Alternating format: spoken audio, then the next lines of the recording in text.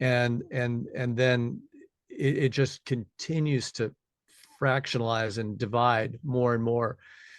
And it seems like we're becoming increasingly unstable.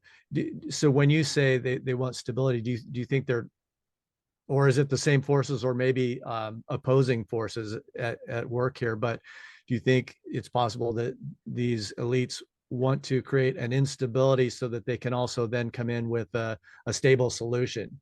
In No, my I thinking, think this is like a one world government. they want stability so they keep control and they Control, protect absolutely. their assets. And let me elaborate on your question because it's a very good question. So what is going on in American society is separate from the power structure of the country, in that this tribal state exists, and the power elite probably doesn't mind the instability because that makes government fossilized, right? So when the left and right are fighting, or Congress is equally divided, and the ideology is controlling both sides, then you're never going to make any progress.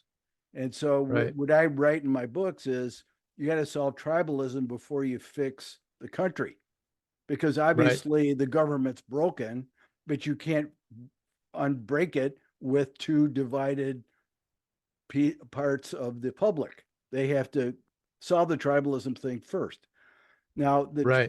tribalism, and I won't say much about the right, because the right is, I mean, what's notable about the right is they have no ideology, basically. The people on the right aspire to the status quo and they honor traditions. So their role in human society is to keep a brake on the left, who always wants to change stuff. So Right. this is try to create a balance between the two.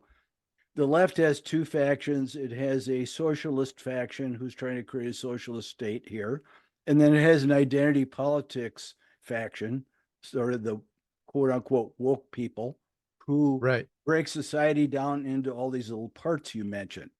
And their ideology is to address the needs of those groups individually. What's unfortunate about that approach is that when you break people down small enough groups, you don't have any power, because the groups get small enough, they have no leverage or impact. And then the socialists would say, I just read a book by a communist about this whole thing, and I'll be happy to give you the title if you're interested. But Oh, yeah, the definitely. the book is called How Elites Ate the Social Justice Movement. Huh. And the author is Frederick DeBoer, Frederick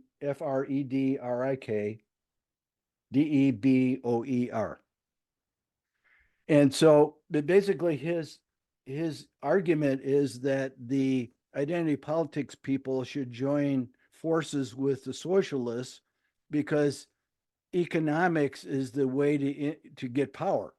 I mean, if you look at the socialist ideology, it's the proletariat against the bourgeoisie, and the proletariat needs to be big enough to apply leverage, and if it isn't, it won't make any progress.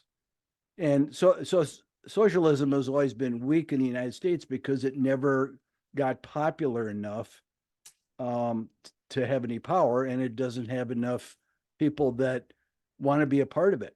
There's a lot of people on the left that don't like socialism, and like they're New Deal Democrats, for example. So they don't want that.